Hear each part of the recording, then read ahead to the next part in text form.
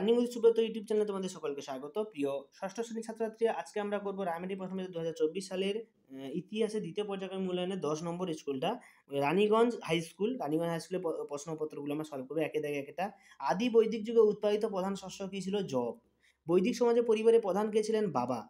Megalith হলো কি না? বড় পাথরের সমাধি। গৌতম বুদ্ধ কোন বংশে জন্ম নেয়? শাক্য বংশে।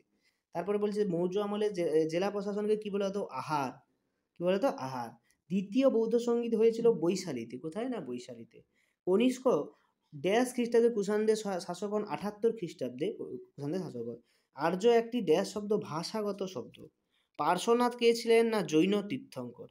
আর্য সত্য কি? না বৌদ্ধ ধর্মের অংশ। আর্য সত্য বৌদ্ধ ধর্মের অংশ।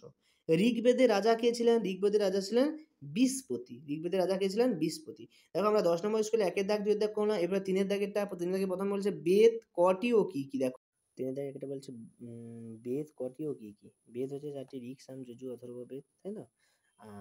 দেখো এখানে সুন্দর করে দেওয়া আছে ঋগ্বেদ কি হয়, তিনের দুইয়ের প্রশ্ন হচ্ছে শ্বেতাম্বর কাদের বলা হয়?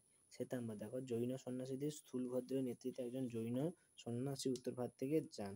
এরা পার্শ্বনাথের মতো সাদা কাপড় পরে পালন করে, এই জন্য এদের শ্বেতাম্বর, অর্থাৎ সাদা কাপড় পরার জন্য এদের একটা নাম হচ্ছে শ্বেতাম্বর। পঞ্চম মহাব্রত, এটা আগেও বলেছি আর আলোচনা করার দরকার নেই, অনেকগুলো সেটা দিয়েছিল, তাই না? ব্রহ্মচর্য পালন করা যে পঞ্চম মহাব্রত। শ্বেতাম্বর কাকে হচ্ছে? কুষাণ কারা এবং চতুরাশ্রম। কুষাণ কারা প্রায় অনেকগুলো স্কুলে এই প্রশ্ন দিয়েছে, আমি বারবার এটাকে আলোচনা করেছি আর আমি করছি না। চতুরাশ্রম প্রথম আমি বলেছি যে পরবর্তী বৈদিক জীবনযাপনের 4টি পর্যায় ছিল: ব্রহ্মচর্য, গার্হস্থ্য, বানপ্রস্থ, সন্ন্যাস। একে চতুরাশ্রম প্রথা বলে। ব্রহ্মচর্য মানে কি দেওয়া আছে, গার্হস্থ্য মানেও কি লেখা আছে, বানপ্রস্থ মানেও কি দেওয়া আছে এবং সন্ন্যাস আশ্রম মানেও কি দেওয়া আছে। পরে বলুন ত্রিপিটক কি? ত্রিপিটকের সম্বন্ধে জানানো লেখো। ত্রিপিটক হলো বৌদ্ধদের প্রধান ধর্মগ্রন্থ। এটা 3টি ভাগে ভাগ: সুপ্ত পিটক, বিনয় পিটক, অভিধম্ম পিটক। ঠিক আছে, এখান থেকে দেখে নাও ত্রিপিটক কি। পরের প্রশ্ন বলেছে 5-এর দাগে যে বৈদিক শিক্ষা ব্যবস্থা কিরূপ আলোচনা করো। বৈদিক যুগের শিক্ষা ব্যবস্থা কেমন ছিল? তখন এটা আগেও প্রশ্ন ছিল, গুরু শিষ্যের মধ্যে সম্পর্ক, এর মধ্যে 4টে পয়েন্ট দেওয়া আছে, এখানে দেবে। শিক্ষার বিষয়বস্তু কি কি ছিল সেগুলো তোমরা লিখবে।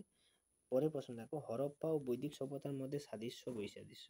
তো হরপ্পা এবং এর মধ্যে বৈদিক সভ্যতা, হরপ্পা ছিল নগর কেন্দ্রিক আর বৈদিক সভ্যতা ছিল গ্রামীণ। দেখো এখানে সুন্দর করে দেওয়া আছে, প্রথমে এইটা আগে তুলবে ইন্ট্রোডাকশনটা দিয়ে, তারপরে এখান থেকে পার্থক্যটা দেবে। এটা নগর কেন্দ্রিক, সেটা গ্রাম কেন্দ্রিক। হরপ্পা বাড়িগুলি ছিল পোড়া ইটের তৈরি, এগুলো বাঁশ ও খড় দিয়ে তৈরি। তারপরে হরপ্পা সভ্যতা ব্রোঞ্জ ধাতু ব্যবহার জানতো, লোহার ব্যবহারও জানতো। ঘোড়ার ব্যবহার ছিল না, কিন্তু বৈদিক যুগে ঘোড়ার ব্যবহার ছিল। হরপ্পা সভ্যতার লিখন রীতি প্রচলন ছিল, লিখন রীতি এখন প্রচলন হয়নি সেই সময়। হরপ্পা সভ্যতা ছিল মাতৃকেন্দ্রিক, এটা হচ্ছে পিতৃকেন্দ্রিক। হরপ্পা সভ্যতা ছিল বয়সে প্রাচীন, বয়সের নবীন। হরপ্পা সভ্যতা মৃতদের কবর দেওয়াতে দাহ করা হতো। তো হরপ্পা আর বৈদিক সভ্যতার মধ্যে পার্থক্য তোমরা দেখতে পেলে। তো ইতিমধ্যে আমরা ক্লাস 6-এর সেকেন্ড সাবমিটিভ অর্থাৎ দ্বিতীয় পর্যায়ক্রমিক মূল্যায়নের ইতিহাসের সমস্ত সেটগুলো কমপ্লিট করে ফেললাম। দেখা হবে ফাইনাল অর্থাৎ থার্ড সাবমিটিভ ইভ্যালুয়েশনের জন্য। তো তোমরা যারা চ্যানেলে নতুন অবশ্যই সাবস্ক্রাইব করো ফাইনাল পরীক্ষার সমস্ত এই প্রশ্নের উত্তরগুলো সলভ করার জন্য। সকলকে ধন্যবাদ, দেখা আছে তৃতীয় পরীক্ষায় এবং শেষ পরীক্ষায়। সকলে ভালো থাকবে।